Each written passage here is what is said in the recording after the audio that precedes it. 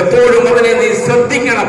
നിന്റെ മകനാണ്, തോന്നിവാസിൽ ജീവിക്കാൻ അനുവദിച്ചാൽ അവന്റെ കരങ്ങളാൽ നീ പിടഞ്ഞു മരിക്കേണ്ടി വരും. അള്ളാഹു നമ്മളെ കാത്തുരക്ഷിക്കുമാറാകട്ടെ.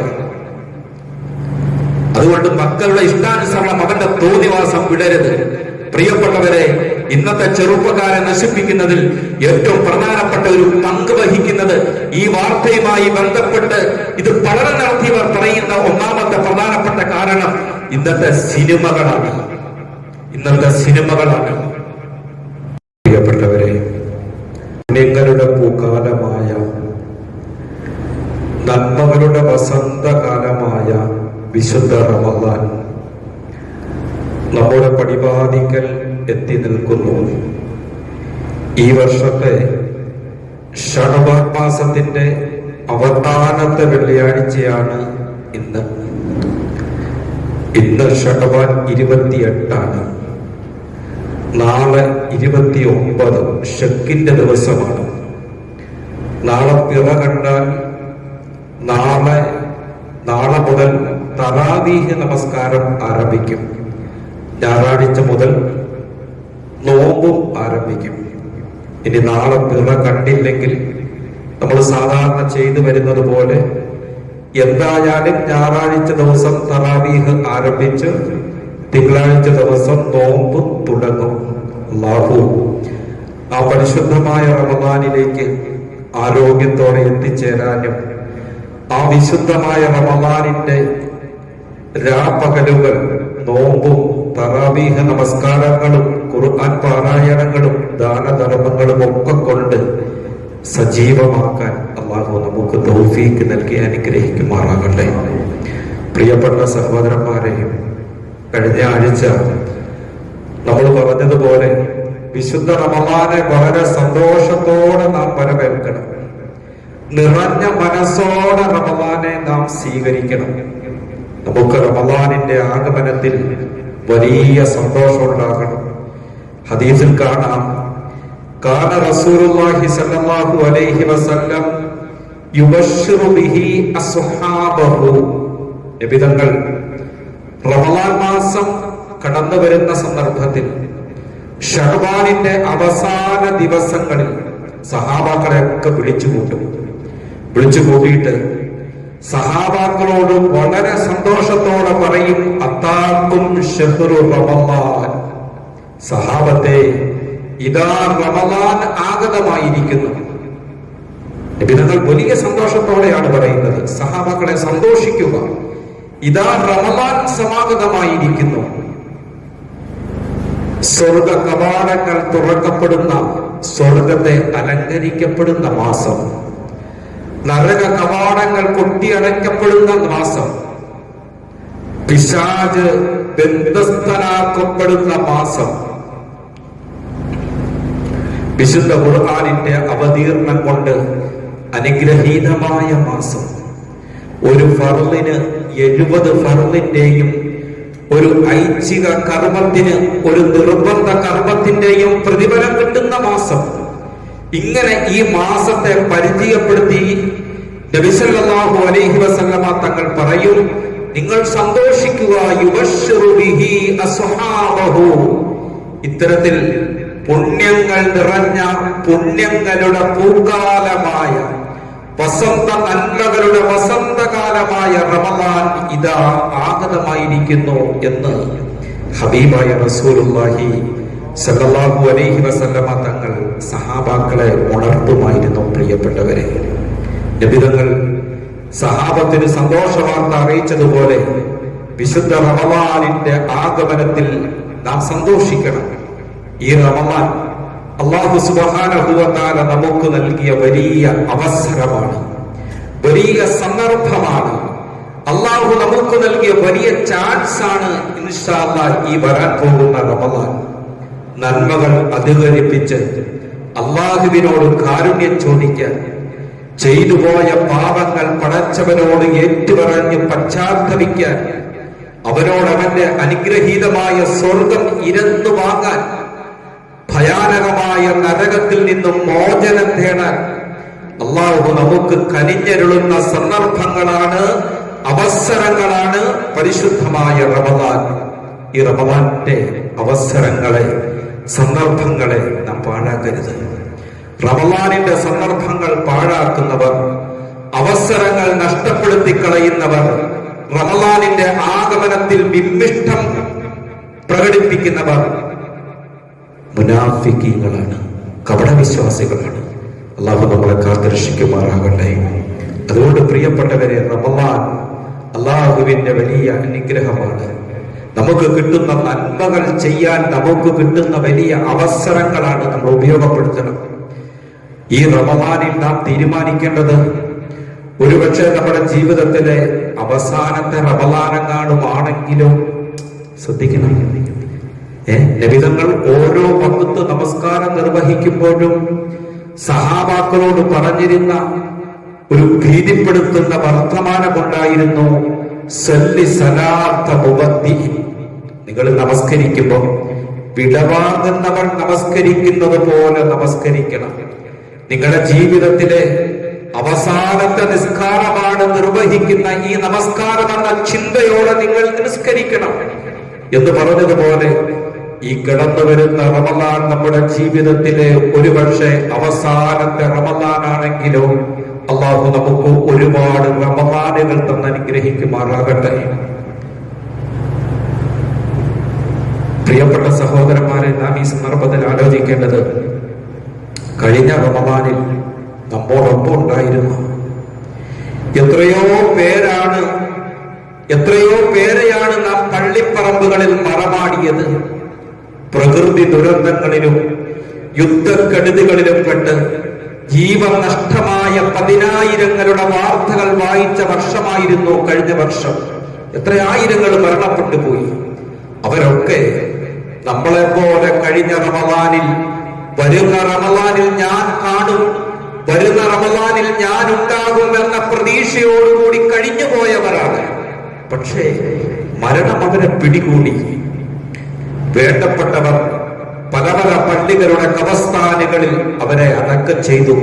ഇന്നവര് കബറിലാണ്.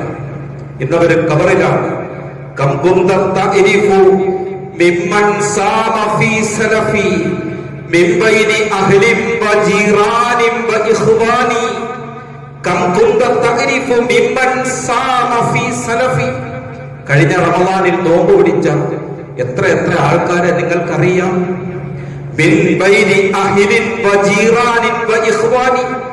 നിങ്ങളുടെ കുടുംബത്തിൽപ്പെട്ടവർ, നിങ്ങളുടെ അയൽവാസികളായിട്ടുള്ളവർ, നിങ്ങളുടെ സുഹൃത്തുക്കളായിട്ടുള്ളവർ, കഴിഞ്ഞ വർഷം നോമ്പ് പിടിച്ച, തറാവീഹ് നമസ്കരിച്ച, റമദാനിന്റെ പുണ്യകർമ്മങ്ങളിൽ ബന്ധപ്പെട്ട എത്രയോ ആളുകൾ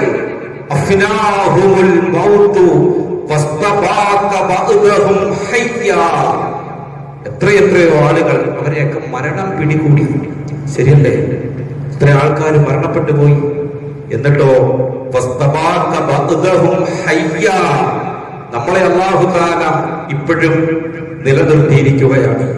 നമുക്ക് വീണ്ടും ജീവിക്കാൻ ചാൻസ് നൽകിയിരിക്കുകയാണ്. നമുക്ക് വീണ്ടും ജീവിക്കാൻ അവസരം നൽകിയിരിക്കുകയാണ്. ഇത് അല്ലാഹു നമുക്ക് നൽകിയ ഒരു അനുഗ്രഹമാണ്. പ്രിയപ്പെട്ടവരെ, എന്തിനാണ് നമുക്ക് വീണ്ടും ഒരു വർഷം കൂടി ജീവിക്കാൻ അവസരം നൽകിയത്, ആയുസ് നൽകിയത്? എന്തിനാ?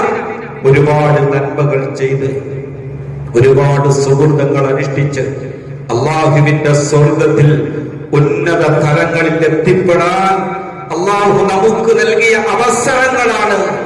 അതുകൊണ്ട് പ്രിയപ്പെട്ടവരെ, ഈ സന്ദർഭത്തിൽ നമ്മൾ എടുക്കേണ്ട ഏറ്റവും പ്രധാനപ്പെട്ട ഒരു പ്രതിജ്ഞ, ഈ റമദാൻ എന്റെ ജീവിതത്തിലെ ഒരുപക്ഷെ അവസാനത്തെ റമദാനായിരിക്കും എന്ന ചിന്തയോടുകൂടി, ഈ കടന്നു വരുന്ന നാളെ മഗ്‌രിബോടുകൂടി അല്ലെങ്കിൽ ഞായറാഴ്ച മഗ്‌രിബോടുകൂടി കടന്നു വരുന്ന വിശുദ്ധ റമദാനിനെ നിറഞ്ഞ മനസ്സോടെ പുഞ്ചിരിച്ചുകൊണ്ട് സന്തോഷത്തോടെ ഞാൻ സ്വീകരിക്കും. മർഹബൻ യാ റമദാൻ. ആ മർഹബൻ, റമദാന് മർഹബ ചൊല്ലിക്കൊണ്ട്, സ്വാഗതം ഓതിക്കൊണ്ട് റമദാനെ ഞാൻ സ്വീകരിക്കും എന്ന് പ്രതിജ്ഞ എടുക്കണം. അതിനോടൊപ്പം ഈ റമദാനിൽ പ്രത്യേകമായി എന്തൊക്കെ നന്മകളുണ്ടോ അത് മുഴുവനും ഞാൻ ചെയ്യും. പകലിൽ ഞാൻ നോമ്പൊടിക്കും. എത്ര വെയിലാണെങ്കിലും, ശക്തമായ വെയിലാണ് ഈ വർഷം. എത്ര വെയിലായാലും ആ വെയിലിനെ അവഗണിച്ചുകൊണ്ട്, എന്റെ ദാഹവും വിഷവും സഹിച്ചുകൊണ്ട് ഞാൻ നോമ്പ് പിടിക്കും, ഞാൻ നോമ്പ് പിടില്ല. കണ്ണടച്ചിരിക്കല്ലത് നമ്മൾ എടുക്കേണ്ട തീരുമാനങ്ങളാണ്. ഞാൻ ആ 30 ദിവസവും നോമ്പ് പിടിക്കും. തറാവീഹ് നമസ്കാരം പകല് നോമ്പ് പിടിച്ച് ക്ഷീണിച്ച ശരീരം പറയും കിടന്നുറങ്ങാൻ, ഇന്ന് പോകണ്ട നാളെ പോകാം തറാവീഹ് നമസ്കാരത്തിനെന്ന് പറയുമ്പോൾ ആ ശരീരത്തിന്റെ ആവശ്യം അവഗണിച്ചുകൊണ്ട്, ക്ഷീണം വകവയ്ക്കാതെ ശരീരത്തിന്റെ തളർച്ച അവഗണിച്ചുകൊണ്ട് വരണം പ്രിയപ്പെട്ടവരെ പള്ളിയിലേക്ക്. കൃത്യം ഞാൻ എത്ര തറാവീഹ് നമസ്കാരമുണ്ടോ അത് മുഴുവനും ഞാൻ നിസ്കരിക്കും. ഞാൻ ഒന്നുപോലും പാഴാക്കില്ല. വിശുദ്ധ ഖുർആൻ ഒരാവർത്തിയെങ്കിലും ഞാൻ പാരായണം ചെയ്യും. എന്നെ കൊണ്ട് കഴിയുന്നത് പോലെ നോമ്പു തുറക്ക പോലുള്ള ഇഫ്താർ വിരുന്നുകൾ പോലുള്ള കാര്യങ്ങളിൽ ഞാൻ പങ്കെടുക്കും. എന്നെ കൊണ്ട് കഴിയുന്നത് പോലെ ദാനധർമ്മങ്ങൾ ഞാൻ കൊടുക്കും. ഇങ്ങനെ വിശുദ്ധ റമളാനിന്റെ ആ പ്രത്യേകമായ ഇബാദത്തുകൾ നഷ്ടപ്പെടുത്താതെ ആ റമളാനെ ഞാൻ ഫലപ്രദമായി ഉപയോഗപ്പെടുത്തും എന്ന പ്രതിജ്ഞ എടുക്കേണ്ട സന്ദർഭമാണ് ഈ ശഅബാനിന്റെ അവസാനത്തെ വെള്ളിയാഴ്ച, റമളാനിന്റെ തൊട്ടു മുമ്പുള്ള ഈ വെള്ളിയാഴ്ച. പ്രിയപ്പെട്ടവരെ, നമ്മൾ ഇങ്ങനെ ഒരു നന്മ ചെയ്യുമെന്ന് നിയ്യത്ത് ചെയ്താൽ മഹാനായ സയ്യിദുനാ റസൂലുള്ളാഹി സല്ലല്ലാഹു അലൈഹി വസല്ലം പറഞ്ഞു, മൻ ഹമ്മ ബിഹസന, ആരെങ്കിലും ഒരു നന്മ ചെയ്യും എന്ന് ഉദ്ദേശിച്ചാൽ, വലിയ ആഗ്രഹത്തോടുകൂടി മനസ്സിൽ തീരുമാനമെടുത്തു, ഞാൻ ഈ പറഞ്ഞതുപോലെ ഞാൻ നോമ്പ് പിടിക്കും, തറാവീഹ് നമസ്കരിക്കും, ഇഫ്താർ വിരുന്നുകൾ നടത്തും, ഖുർആൻ ഓതും, ഇങ്ങനെ നമ്മൾ ഓരോ അമലുകളും നിയ്യത്ത് ചെയ്താൽ ഫലം യഅമൽഹാ, അത് നമ്മളെ കൊണ്ട് ചെയ്യാൻ സാധിച്ചില്ലെങ്കിൽ, നമ്മുടെ ശരീരത്തിന്റെ അവസ്ഥ അല്ലാഹുവിന്റെ കയ്യിലാണ്.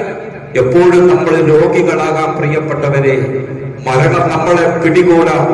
നല്ല നിയ്യത്ത് നമ്മൾ വെച്ചാൽ ആ പുണ്യകർമ്മങ്ങൾ നമ്മളെ കൊണ്ട് ചെയ്യാൻ അനുഷ്ഠിക്കാൻ സാധിച്ചില്ലെങ്കിൽ കുത്തിബത്തു ലഹു ഹസന, നാം ചെയ്ത നിയ്യത്തിന്റെ അടിസ്ഥാനത്തിൽ അല്ലാഹു ഒരു നന്മ ചെയ്ത പ്രതിഫലം നമുക്ക് രേഖപ്പെടുത്തപ്പെടുമെന്ന് സയ്യിദുനാ റസൂലുള്ളാഹി.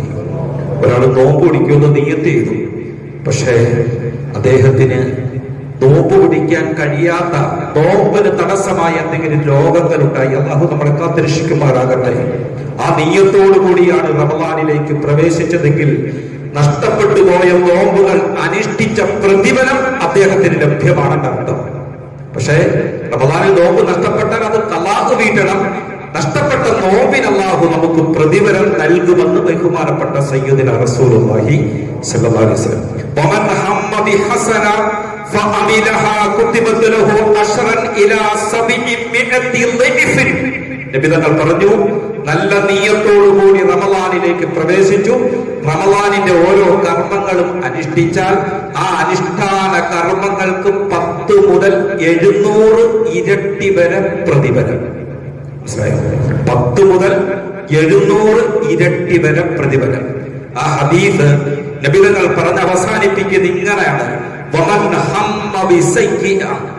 ആരെങ്കിലും ഒരു തെറ്റ് ചെയ്യാൻ ഉദ്ദേശിച്ചു, പക്ഷെ ആ തെറ്റ് അവൻ ചെയ്തില്ല, ചെയ്യണമെന്ന് മനസ്സിൽ കരുതി, ആ തെറ്റ് ചെയ്യാതിരുന്നാൽ അവനും ആ തെറ്റ് ചെയ്യാതിരുന്നതിന്റെ പേരിൽ ഒരു നന്മ. നീ ആ തെറ്റ് ചെയ്താലോ ആ തെറ്റിന്റെ ശിക്ഷ എത്രയാണ്? ആ ഒരു തെറ്റിന്റെ ശിക്ഷ അവന് രേഖപ്പെടുത്തി വെക്കും. അതുകൊണ്ട് പ്രിയപ്പെട്ടവരെ, നല്ല നിയ്യത്ത്, ഞാൻ ഈ പറഞ്ഞതുപോലെ നമ്മൾ നല്ല തീരുമാനങ്ങൾ എടുക്കണം. വിശുദ്ധ റമളാൻ ഞാൻ പാഴാക്കില്ല. ആ റമളാന്റെ പവിത്രതകൾ ഞാൻ കാത്തു സൂക്ഷിക്കും. ആ റമളാനിന്റെ പകലുകളെ ഞാൻ ശ്രദ്ധിക്കും. രാത്രികളെ ഞാൻ ഇബാദത്തുകൾ കൊണ്ട് അലങ്കരിക്കും. നല്ല തീരുമാനം. ഈ തീരുമാനങ്ങൾക്ക് നിയ്യത്തുകൾക്കാണ് അല്ലാഹു സുബ്ഹാനഹു വ തആല പ്രതിഫലം നൽകുന്നത്. നിയ്യത്ത് നല്ലതാണെങ്കിൽ അമലുകൾ ചെയ്യാൻ അല്ലാഹു നമുക്ക് തൗഫീഖ് നൽകും. നമുക്കതിനുള്ള അവസരങ്ങൾ അല്ലാഹു ഉണ്ടാക്കി തരും. ബഹുമാനപ്പെട്ട അനസ് റളിയല്ലാഹു തആല അൻഹു പറയുകയാണ്, റജഅനാ മിൻ ഗസ്വത്തി തബൂക്ക്, തബൂക്ക് യുദ്ധം കഴിഞ്ഞ് ഞങ്ങൾ പ്രവാചകനോടൊപ്പം മടങ്ങി വരികയാണ്. ഫദനാ മിനൽ മദീന, പ്രവാചകനോടൊപ്പം ഹന്തക് യുദ്ധത്തിൽ പങ്കെടുത്ത അനവധി അനവധി സഹാബാക്കളുണ്ട്. ഞങ്ങളിങ്ങനെ മദീനയുടെ ഒരു പ്രാന്തപ്രദേശത്തെത്തിയപ്പോൾ, മദീനയോട് അടുത്തെത്തിയപ്പോൾ പ്രവാചകൻ തിരുമേനി സല്ലല്ലാഹു അലൈഹി വസല്ലമ തങ്ങൾ പറഞ്ഞു, ഇന്ന ബിൽ മദീനത്തി അഖ്വാമ മാ സിർതും മസീറ വലാ തതഖതും വാദിയ ഇല്ലാ കാനൂ മഅകും. പ്രവാചകൻ പറഞ്ഞു, ശ്രദ്ധിച്ചിരിക്കണം. പ്രവാചകൻ പറഞ്ഞു, സഹാബത്തെ, മദീനയിൽ കുറെ ആളുകളുണ്ട്, അവർ നമ്മളോടൊപ്പം സഞ്ചരിച്ചിട്ടില്ല, ഈ യുദ്ധത്തിന് വന്നിട്ടില്ല, ശത്രുക്കളോട് ഏറ്റുമുട്ടിയിട്ടില്ല, ഈ യുദ്ധത്തിന്റെ മാർഗത്തിൽ അവർ ഒരു പൈസ പോലും ചെലവഴിച്ചിട്ടില്ല, അവർ ദുർഘടമായ വഴികൾ താണ്ടിയിട്ടില്ല, മലഞ്ചെരിവുകൾ മുറിച്ചു കടന്നിട്ടില്ല. അവർക്ക് നമുക്ക് കിട്ടുന്നത് പോലുള്ള പ്രതിഫലം കിട്ടും. യുദ്ധത്തിൽ പങ്കെടുത്തിട്ടില്ല, അവര് മദീനയിലാണ്, അവരുടെ വീടുകളിൽ അവർ കഴിയുകയാണ്. സഹാബാക്കൾ ചോദിച്ചു, യാ റസൂലല്ലാഹ് വഹും ബിൽ മദീന, അവര് മദീനയിലല്ലേ നബിയേ, അവര് യുദ്ധത്തിന് പങ്കെടുത്തില്ലല്ലോ റസൂലേ, പിന്നെങ്ങനെയാണ് ഈ പ്രതിഫലം കിട്ടുക? പിന്നെങ്ങനെയാണ് ഈ പ്രതിഫലം കിട്ടുക? ഇവിടെയാണ് നാം മനസ്സിലാക്കേണ്ടത്. പ്രവാചകൻ പറഞ്ഞു, അവരാ യുദ്ധത്തിൽ പങ്കെടുക്കാതിരുന്നത് ചില ദൗർബല്യങ്ങളുടെ പേരിലാണ്, ചില രോഗങ്ങളുടെ പേരിലാണ്. പക്ഷേ അവർ നല്ല നീയത്ത് വെച്ചിരുന്നു. തബൂക്ക് യുദ്ധത്തിന് വിളംബരമുണ്ടായപ്പോൾ അല്ലാഹുവിന്റെ റസൂലിനോടൊപ്പം തബൂക്കിലേക്ക് ഞാൻ പോകും, ശത്രുക്കളോട് ഞാൻ പടവരുതും, ദുർഘടമായ വഴികൾ ഞാൻ താണ്ടും, അവർ നീയത്ത് ചെയ്തിരുന്നു. ഈ നല്ല നീയത്തിന് യുദ്ധം ചെയ്ത സഹാബാക്കൾക്ക് കിട്ടുന്ന പ്രതിഫലം ഇവർക്ക് ലഭ്യമാണെന്ന് മുഹമ്മദുർ റസൂലുള്ളാഹി. മനസ്സിലായോ? നല്ല നീയത്ത്. ഇൻഷാ അല്ലാഹ് അല്ലാഹു നല്ല നീയത്തോടെ റമദാനിലേക്ക് പ്രവേശിക്കാൻ അല്ലാഹു നമുക്ക് തൗഫീഖ് നൽകി അനുഗ്രഹിക്കുമാറാകട്ടെ. പ്രിയപ്പെട്ട സഹോദരന്മാരെ, അതുപോലെ നമ്മൾ നല്ല നീയത്ത് ചെയ്ത് വിശുദ്ധ റമദാനിലേക്ക് പ്രവേശിക്കുന്നു. ഇതിനോടൊപ്പം നാം ചെയ്യേണ്ട ഒരു കാര്യം, നമ്മൾ മാത്രം റമദാനിൽ നോമ്പ് പിടിച്ചാൽ പോരാ. തറാവീഹ് പോലുള്ള ഖുർആൻ പാരായണം പോലുള്ള പുണ്യകർമ്മങ്ങളിൽ ഏർപ്പെട്ടാൽ പോരാ. നമ്മുടെ കുടുംബത്തിനെ അതിന് നമ്മൾ സജ്ജരാക്കണം. നമ്മുടെ ഭാര്യ, നമ്മുടെ മക്കൾ, അവരെ കൊണ്ടൊക്കെ നോമ്പ് പിടിപ്പിക്കണം. അവരെയും തറാവീഹ് നമസ്കാരത്തിന് വിളിച്ചുകൊണ്ട് വരണം. അവരെ കൊണ്ട് ഖുർആൻ ഓതിപ്പിക്കണം. വിശുദ്ധ ഖുർആൻ വീട്ടിലിരിക്കുന്ന പെണ്ണുങ്ങൾ പാരായണം ചെയ്യണം. എന്റെ മുമ്പിലിരിക്കുന്ന സഹോദരന്മാർ, നിങ്ങളും നിങ്ങൾ അറിയുന്നത് പോലെ ഖുർആൻ എടുത്ത് പാരായണം ചെയ്യണം. നോമ്പ് പിടിക്കണം, തറാവീഹ് നമസ്കരിക്കണം, റമദാനിന്റെ പ്രത്യേകമായ എല്ലാ കർമ്മങ്ങളും നിങ്ങൾ അനുഷ്ഠിക്കണം. അതിനോടൊപ്പം നിങ്ങളുടെ മക്കളെ. വലിയ അപകടം പിടിച്ച ഒരു കാലഘട്ടത്തിലാണ് എന്റെ പ്രിയപ്പെട്ട സഹോദരന്മാരെ നമ്മൾ ജീവിക്കുന്നത്. വിശുദ്ധ ഖുർആൻ സൂറത്തു തഹ്രീം 6-ാമത്തെ ആയത്തിൽ അല്ലാഹു പറഞ്ഞത്, യാ അയ്യുഹല്ലദീന ആമനൂ ഖൂ അൻഫുസകും വഅഹ്ലീകും നാറാ. യാ അയ്യുഹല്ലദീന ആമനൂ, അല്ലയോ സത്യവിശ്വാസികളെ, ഖൂ അൻഫുസകും, നിങ്ങളുടെ സ്വന്തത്തെ നിങ്ങൾ നരകത്തിൽ നിന്നും കാത്തു സൂക്ഷിക്കണം. വഅഹ്ലീകും നാറാ, നിങ്ങളുടെ സന്താനങ്ങളെ, നിങ്ങളുടെ മക്കളെ നിങ്ങൾ നരകത്തിൽ നിന്ന് കാത്തു സൂക്ഷിക്കണം. അല്ല, നമ്മളോട് പറയുകയാണ്, നമ്മുടെ ഭാര്യ സന്തതികളെ, കൂട്ടുകുടുംബങ്ങളെ നരകത്തിൽ നിന്നും നിങ്ങൾ കാത്തു സൂക്ഷിക്കണം. ധിക്കാരികളും അഹങ്കാരികളും തെമ്മാടികളുമായ ആളുകൾ നാളെ നരകത്തിൽ കത്തിക്കപ്പെടും.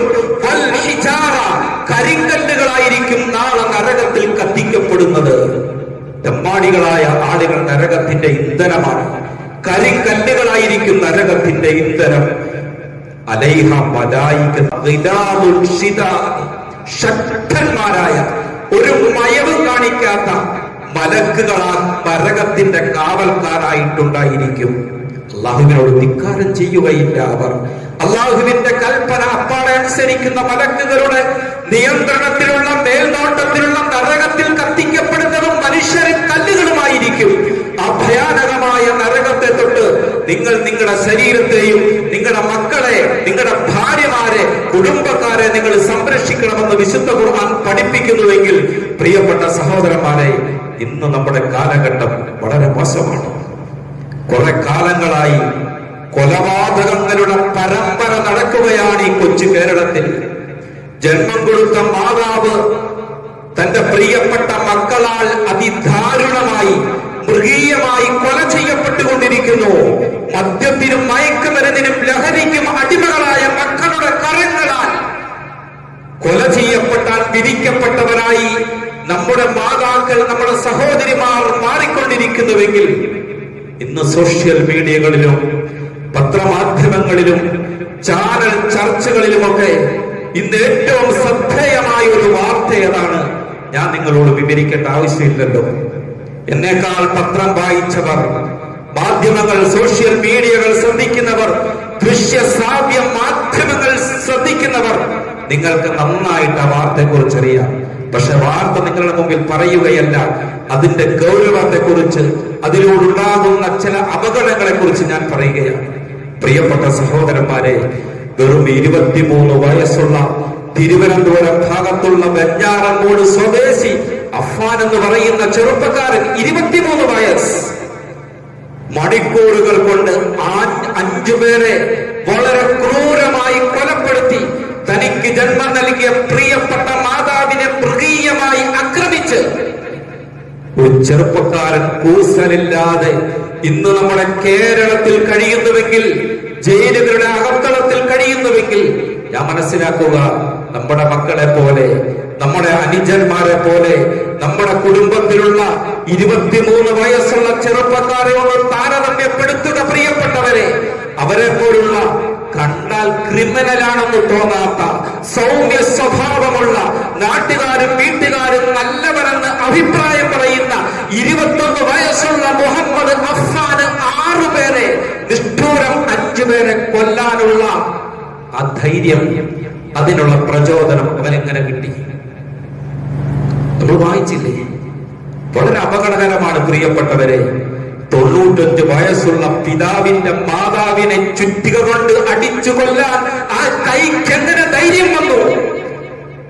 ആ മാതാവിന്റെ, പിതാവിന്റെ 95 വയസ്സുള്ള വൃദ്ധയായ മാതാവിനെ തലക്കടിച്ചു കൊന്നിട്ട് കിലോമീറ്ററുകൾ സഞ്ചരിച്ച് പിതാവിന്റെ സഹോദരനെയും അദ്ദേഹത്തിന്റെ ഭാര്യയെയും തന്റെ കാമുകിയെയും സ്വന്തം ജീവന് തുല്യം സ്നേഹിച്ചിരുന്ന 13 വയസ്സുള്ള തന്റെ സ്വന്തം അനുജനെയും മൃഗീയമായി കൊലപ്പെടുത്താൻ അഫ്ഫാന് കിട്ടിയ ധൈര്യം എവിടുന്നാണ് എന്റെ പ്രിയപ്പെട്ടവരെ?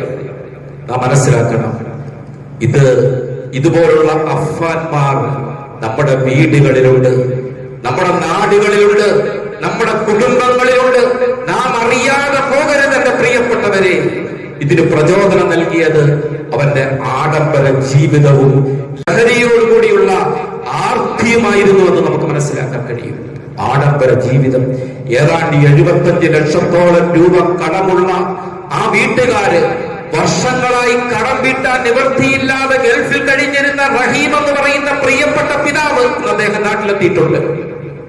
ഈ ഒരു കുടുംബത്തിലാണ് ആഡംബര സ്കൂട്ടറും മൊബൈലുകളും ഉപയോഗിച്ച് ലഹരി നുണഞ്ഞ് 23 വയസ്സുകാരൻ നടന്നതെങ്കിൽ എന്റെ പ്രിയപ്പെട്ട സഹോദരന്മാരെ, എന്റെ ഗൾഫുകാരായ സഹോദരന്മാരോട്, പ്രിയപ്പെട്ട പിതാക്കന്മാരോട് വളരെ സ്നേഹത്തോടെ വിശുദ്ധ റമദാനിലേക്ക് കാലെടുത്ത് വെക്കുവാൻ വെമ്പല് കൊള്ളുന്ന നാം ഈ ശഅബാന്റെ അവസാനത്തെ വെള്ളിയാഴ്ച പറയാനുള്ളത്, വിശുദ്ധ ഖുർആൻ പറഞ്ഞതുപോലെ സ്വന്തത്തെ നരകത്തിൽ നിന്നും സൂക്ഷിച്ചാൽ പോരാ, കുടുംബത്തെയും നരകത്തിൽ നിന്നും സൂക്ഷിക്കണം. മക്കൾക്ക് ആഡംബര ജീവിതം നയിക്കാൻ പണം കൊടുക്കരുത്. അവന്റെ ഇഷ്ടത്തിനൊത്തു നീ തുള്ളരുത്. അവൻ പറയുന്ന വാഹനം നീ വാങ്ങിച്ചു കൊടുക്കരുത്. എപ്പോഴും അവനെ നീ ശ്രദ്ധിക്കണം. നിന്റെ മകനാണ്, തോന്നിവാസിൽ ജീവിക്കാൻ അനുവദിച്ചാൽ അവന്റെ കരങ്ങളാൽ നീ പിടഞ്ഞു മരിക്കേണ്ടി വരും. അള്ളാഹു നമ്മളെ കാത്തുരക്ഷിക്കുമാറാകട്ടെ. അതുകൊണ്ട് മക്കളുടെ ഇഷ്ടാനുസരണം അവന്റെ തോന്നിവാസം വിടരുത്. പ്രിയപ്പെട്ടവരെ, ഇന്നത്തെ ചെറുപ്പക്കാരെ നശിപ്പിക്കുന്നതിൽ ഏറ്റവും പ്രധാനപ്പെട്ട ഒരു പങ്ക് വഹിക്കുന്നത് ഈ വാർത്തയുമായി ബന്ധപ്പെട്ട് ഇത് പഠനം നടത്തിയവർ പറയുന്ന ഒന്നാമത്തെ പ്രധാനപ്പെട്ട കാരണം ഇന്നത്തെ സിനിമകളാണ്. കൊല്ലാൻ പഠിപ്പിക്കുന്ന സിനിമകൾ. അല്ലെ? കൊല്ലാൻ പഠിപ്പിക്കുന്ന സിനിമകൾ, എങ്ങനെ കൊല്ലണമെന്ന് പഠിപ്പിക്കുന്ന സിനിമകളാണ്, അതിന് ധൈര്യം നൽകുന്നത് സിനിമകളാണ്. പ്രിയപ്പെട്ട സഹോദരന്മാരെ, അതുപോലെ രണ്ടാമത്തെ കാര്യം ലഹരി ഉപയോഗമാണ്. ലഹരിയുടെ ഉപയോഗം എല്ലായിടത്തും കിട്ടും. ഇത് വിദ്യാഭ്യാസത്തിന് പോകുന്ന കോളേജുകളുടെ ക്യാമ്പസുകളിൽ ഇന്ന് മദ്യവും ലഹരി പദാർത്ഥങ്ങളും സുലഭമാണ്. ലഹരി ക്യാമ്പസുകളിലും മറ്റും ഇഷ്ടം പോലെ ലഹരി, ഏതു തരത്തിലുള്ള ലഹരിയും അവിടെ ലഭ്യമാണ്. മൂന്നാമത്, ഞാൻ സമയമില്ലാത്തത് ഓടിച്ചങ്ങ് പറയുകയാണ്, മൂന്നാമത്തെ കാര്യം ആധുനിക തലമുറയെ വഴിപിഴപ്പിക്കുന്നതിൽ പ്രധാന പങ്ക് വഹിക്കുന്ന മൂന്നാമത്തെ കാര്യം മതബോധമില്ലായ്മയാണ്.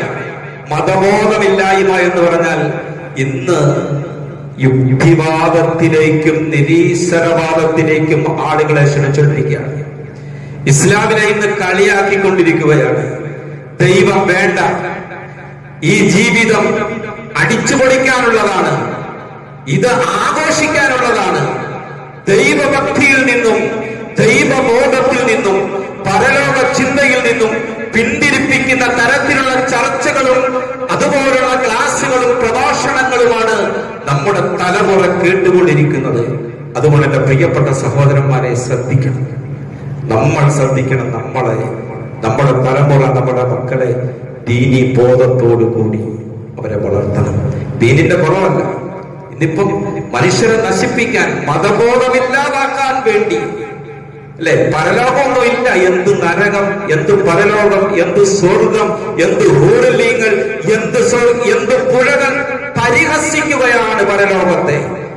അതുകൊണ്ട് എന്റെ പ്രിയപ്പെട്ടവരെ, ആരെങ്കിലും ക്യാമ്പസുകളിലുള്ള കുട്ടികളോട് ദീനീ ബോധമുള്ള കുട്ടികൾ ഉപദേശിച്ചാൽ അവരെ ഇവര് കളിയാക്കും. 6-ാം നൂറ്റാണ്ടിൽ നിന്നും വണ്ടി കയറി വന്നവർ എന്നൊക്കെ പറഞ്ഞു, കോളേജുകളിൽ പഠിക്കുന്നവർക്കറിയാം.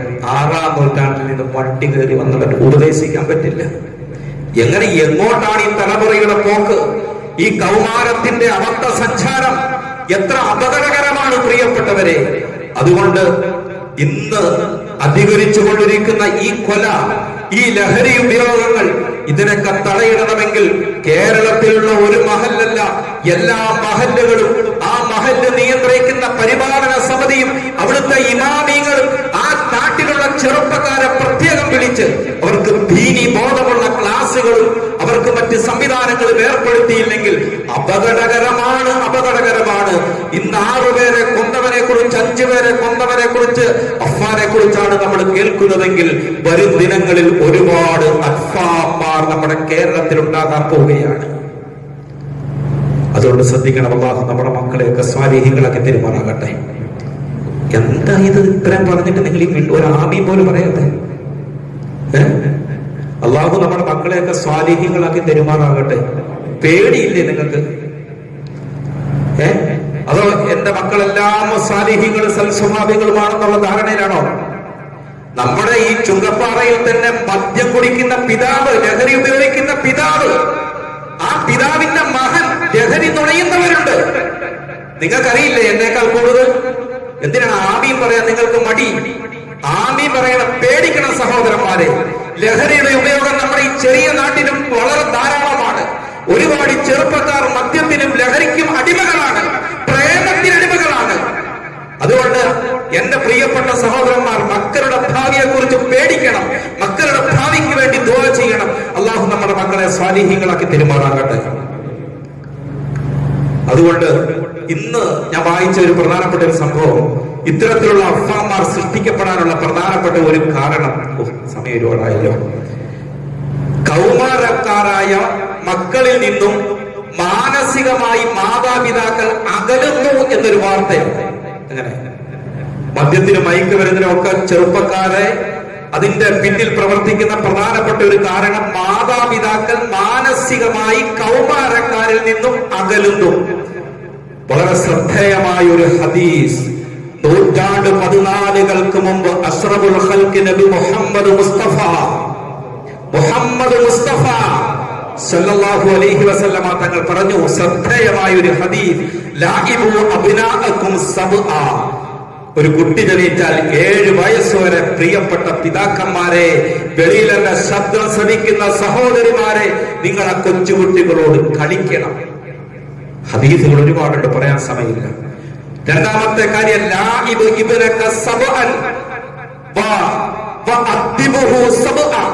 രണ്ടാമത്തെ 7 വർഷക്കാലം 14 വയസ്സുവരെ നിന്റെ കുട്ടിക്ക് നീ മര്യാദ പഠിപ്പിച്ചു കൊടുക്കണം, ജീവിത ചിട്ടകൾ പഠിപ്പിച്ചു കൊടുക്കണം, ദീനി ബോധം പഠിപ്പിച്ചു കൊടുക്കണം. 14 വയസ്സ് വരെ. അപ്പൊ തന്നെ നമ്മളെല്ലാം നിർത്തും. മദ്രസ ഡിഗ്രി കിട്ടി, അവിടുന്ന് സർഗം വാങ്ങിച്ച് പിന്നെ നമ്മൾ ഭൗതിക കലാലയത്തിലേക്ക് വിടുകയാണ്. ആരാ പഠിപ്പിക്കുന്ന? മദ്രസയിൽ പഠിപ്പിക്കാൻ താല്പര്യം ആർക്കാ? മദ്രസയിൽ എന്തിനാണ് കുട്ടി പഠിക്കുന്നത് എന്ന ബോധം ഉദിച്ചു വരുന്ന പ്രായമാകുമ്പോൾ മദ്രസയിൽ നിന്നും അടർത്തി മാറ്റി അവനെ പിന്നെ വെളിയിലേക്ക് വിടുകയാണ്. ഈ കുട്ടി എങ്ങനെ നന്നാകും? 5ാം ക്ലാസ് കൊണ്ട് കുട്ടി ഒന്നും പഠിക്കുന്നില്ല എന്ന് ആലോചിക്കണം. എന്തിനാണ് പഠിക്കുന്നത് എന്ന ബോധമുണ്ടാകുന്ന പ്രായമാണ് 5ാം ക്ലാസ്സിലും 7ാം ക്ലാസ്സിലും പഠിക്കുന്ന കുട്ടികൾ. അവരൊന്നും പഠിച്ചിട്ടില്ല. ഈ പഠിക്കുന്നത് എന്താണെന്ന ആ പഠനത്തെ കുറിച്ചൊരു ഗൗരവമുണ്ടാകുന്ന പ്രായം. നബി സല്ലല്ലാഹു അലൈഹി വസല്ലമ തങ്ങൾ പറഞ്ഞു, അടുത്ത 7 വർഷം 14 വയസ്സായി, അടുത്ത 7 വർഷം 21 വയസ്സ് വരെ നീ ഒരു പിതാവ് തന്റെ മകന്റെ കൂട്ടുകാരനാകണം. നിങ്ങളെ കൊണ്ട് സാധിക്കുമോ? നിങ്ങളുടെ കുട്ടികളുടെ സുഹൃത്തിനെ പോലെ നിങ്ങളുടെ മക്കളോട് സൗഹാർദ്ദത്തോടു കൂടി അവന്റെ തോളിൽ കൈയിട്ട് നമ്മൾ പോകുന്നിടത്ത് അവനെ കൊണ്ടുപോയി നടന്ന് അവനുമായി കാര്യങ്ങൾ ചർച്ച ചെയ്ത് നിന്റെ കൂട്ടുകാരനാക്കാൻ എത്ര പേർക്ക് സാധിക്കും? ഒരിടത്തും പോകില്ല. വീട്ടുകാരെ മക്കളോട് സംസാരിക്കണം, അവന്റെ തോളിൽ കൈയിട്ട് നടക്കണം, ഒരു ഫ്രണ്ട്ഷിപ്പ് പുലർത്തണം മകനുമായിട്ട് മകളുമായിട്ട്. പറ്റുമോ നിങ്ങൾക്ക്? അള്ളാഹുവിന്റെ ഹബീബ് നൂറ്റാണ്ടുകൾക്ക് മുമ്പ് പറഞ്ഞ ആ ഹദീസ് ഇന്ന് തത്വചിന്തകന്മാർ ആധുനിക തലമുറയുടെ വഴികേടിനെ കുറിച്ച് പഠനം നടത്തിയിട്ട് എഴുതുന്നു. മാനസികമായിട്ട് മക്കളും മാതാപിതാക്കളുമുള്ള അകലമാണ് ഈ മക്കൾ നശിക്കാൻ കാരണമെന്ന് പഠിപ്പിക്കുമ്പോൾ അള്ളാഹുവിന്റെ റസൂലേ, അവിടുത്തേക്ക് 1000 സ്വലാത്തുകൾ അവർക്കും അള്ളാഹു റസൂലിനെ ഇങ്ങനെ പറയാൻ പറ്റുള്ളൂ. പ്രിയപ്പെട്ടവരെ, അതുകൊണ്ട് സമയം ഒരുപാട്, ഞാൻ നിർത്തട്ടെ. ഇപ്പൊ ഞാൻ പറഞ്ഞതുപോലെ നല്ല നീയത്തോടെ റമളാനിലേക്ക് നമ്മൾ പ്രവേശിക്കണം. ഇൻഷാ അല്ലാഹ് നമുക്ക് കിട്ടുന്ന അവസരം റമളാന്റെ പകലുകളിൽ നോമ്പുടിക്കണം. രാത്രികളിലുള്ള തറാവീഹ് നമസ്കാരം, വിശുദ്ധ ഖുർആൻ ഒരാവർത്തിയെങ്കിലും പാരായണം ചെയ്തൊരു ഖത്മ തീർക്കണം. അതുപോലെ പ്രിയപ്പെട്ടവരെ, റമളാൻ മാസം നോമ്പുകാർക്ക് നോമ്പ് തുറ നടത്തണം. അത് പ്രധാനപ്പെട്ട ഒരു അമലാണ്. നോമ്പ് തുറ നടത്തണം. നോമ്പ് തുറയുമായി ബന്ധപ്പെട്ട കാര്യങ്ങളിൽ നിങ്ങൾ സജീവമായി ബന്ധപ്പെടണം. വീടുകളിലും പള്ളികളിലുമൊക്കെ നോമ്പ് തുറകൾ സജീവമാകട്ടെ. അള്ളാഹുവിന്റെ പള്ളികൾ ആരാധനകൾ കൊണ്ട് ധന്യമാക്കണം, അലങ്കരിക്കണം. ഈ വിശുദ്ധ റമളാൻ നമുക്ക് കിട്ടിയ ഒരു അവസാനത്തെ ചാൻസ് ആണെന്ന് നാം മനസ്സിലാക്കുക. നമ്മുടെ പള്ളിയുടെ 4 ഭാഗത്തും അടക്കപ്പെട്ട പ്രിയപ്പെട്ടവരോട് വിളിച്ചു ചോദിക്കപ്പെട്ടാൽ, എന്താണ് നിങ്ങളുടെ ആഗ്രഹം എന്ന് ചോദിക്കപ്പെട്ടാൽ,